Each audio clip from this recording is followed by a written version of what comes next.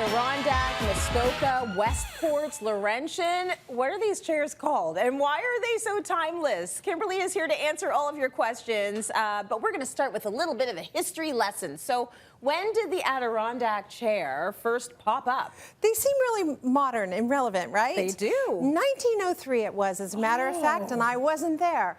But a guy named Thomas Lee was vacationing in Westport in the Adirondacks and created this chair that he thought would be suitable for that environment because they had some like sandy areas, you know, like you're sitting by a water, you know, lake or whatever. So he wanted a chair that was sturdy, that could really handle terrain, and so he designed this. And much to his family's chagrin, it is not called the Lee chair. No, oh, sorry, it became known as the Adirondack chair. And then I guess some Canadian went south of the border and said, this is a great chair, gotta have it. Named it Muskoka. And then a French Canadian said, this won't do, we're gonna call it the chaise de Laurentide. Yeah, c'est beau. So beautiful. Everybody's decided to claim it and do their own thing. Right? Yeah. And it is a beautiful chair that's really stood the test of time. Timeless. So, and there's a reason for that, and you've brought many of those reasons into the studio. So a whole bunch of chairs to try out today. Tell us about the classic wooden Adirondack or Muskoka or Laurentian. Right. So that was the original, right? It was made of basswood or hemlock. Today, probably Canadian pine for most of them, which is beautiful. It could be untreated and you stain it. It could be painted. In fact, it could be painted in any way. The original was a little bit smaller because we were smaller. And it was also made of a single piece of wood, and you couldn't see any of the screw or the joinery.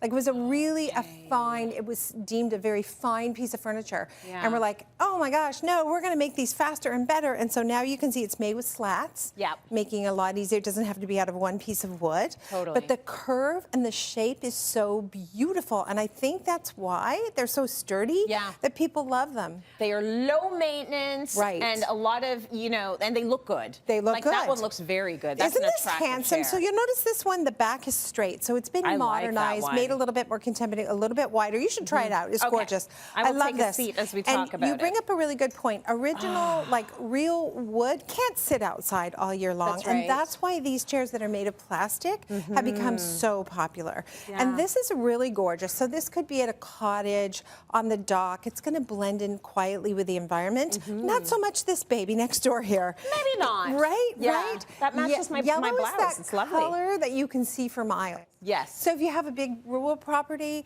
and you have a campfire in the distance and you want to make a feature of it, you might want to do the yellow Adirondack chairs or Muskoka chairs and make it a feature. And again, plastic, so super lightweight, easy to put away.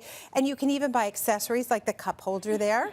I wonder what we need that for. That's a good accessory. Julep, I think. But one of the main features of the chair is the wide arm. So it actually is a chair and a table in one. Yes, well, I know when I go to the beach or the park with my kids, it's like everybody wants to have their pop or their drink on the chair, so why not have the extra cup holders? Try this one. I want to see how you feel about this one. I'll see if She's gorgeous. you notice anything different. Ooh. Oh, she moves. She moves. She moves. She's a rocker. Oh, she belongs on a front porch, right? This a summer day on a front porch. Oh, a glass of iced tea. I think this is heaven. So this is raw wood. Now you can paint this. I've seen people paint patterns on them.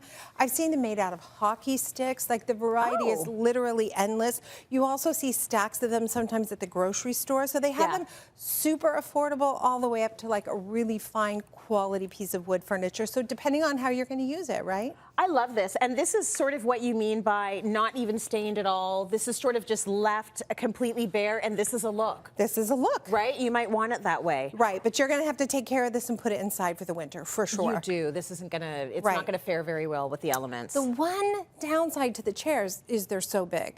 So you either have to leave them out all year long, in which case you need a sturdy plastic, or you have to be able to put them away, store them somewhere. And to move all of these, you got to have a lot of storage space. So introducing someone very clever said, I know, let's make it a folding chair. Let's see if I can do it. There we go.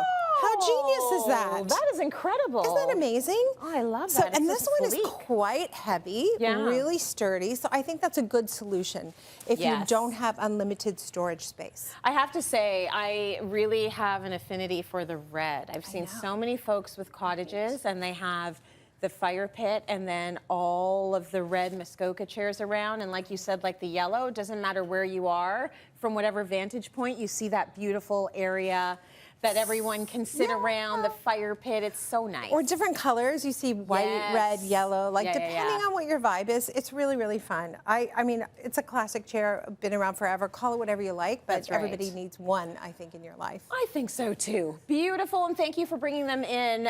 Thank you always, Kim, for the design advice. Head to our website, Cityline.